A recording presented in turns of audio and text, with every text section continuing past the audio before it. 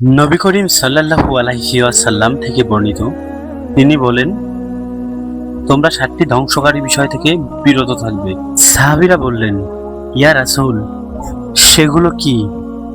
তখন তিনি বলেন, নাম্বার 1, আল্লাহর সাথে কাউকে শরীক করা। নাম্বার 2, যে কোনো ধরনের জাদুবিদ্যা।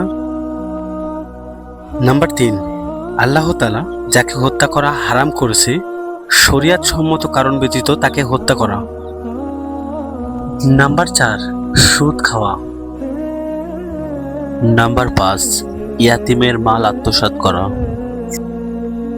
নাম্বার 6, যুদ্ধক্ষেত্র থেকে পালিয়ে যাওয়া।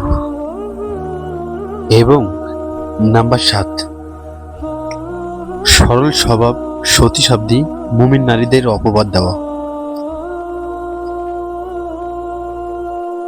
সহিহ বুখারী, হাদিস নম্বর 2766।